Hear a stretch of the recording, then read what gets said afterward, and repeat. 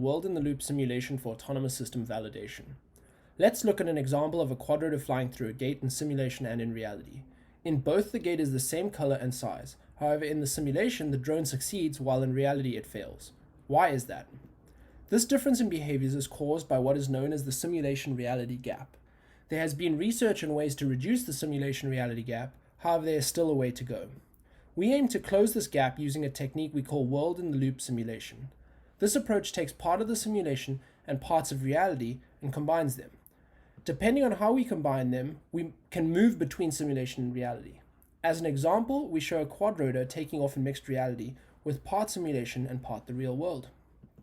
Our approach has three major components: parallel execution, a pipeline for the collection of sensor data, and integration mechanisms.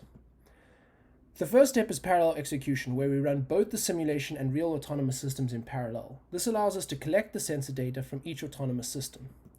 The next step is the pipeline for sensor data collection. These are configurable pipelines built on top of ROS, which uses a publish-subscribe architecture, where nodes can publish data or subscribe to them. The final part of our approach is an integration mechanism. Here we use camera data to explain our approach, but it also applies to other sensors, for example LiDAR and sound arrays. The integration has three stages. The first is to transform the data so that it is comparable, for example matching the resolution. The second stage removes the unwanted data, for example using color isolation to isolate the gates in the simulated data. And finally we merge the data. In our example we are using priority replacement with priority given to the simulated data. For our study we created three scenarios. The first scenario had the drone navigate through the gates of different sizes. The second scenario had the drone follow a person. In this case, the drone needed to stay inside a set area while following the person. The final scenario was obstacle avoidance, where one drone was tasked with avoiding another. Here you can see the camera data from each of the scenarios in simulation and reality. By combining parts from each of them, we could create a mixed reality using world-in-the-loop simulation. Here you can see the mixed reality, which contains part of the simulation, as well as parts of reality. For our study, we ran each scenario in simulation, where all passed. Next, we ran each scenario in reality, where only a few passed, demonstrating the effects of the simulation reality gap.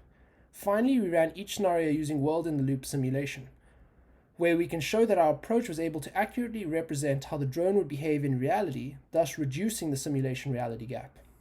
Another benefit of our approach is that we reduce the cost of failures that occur in reality. For example, consider a drone navigating through a gate using mixed reality. Here the drone collides with the gate with a low cost of failure in the real world.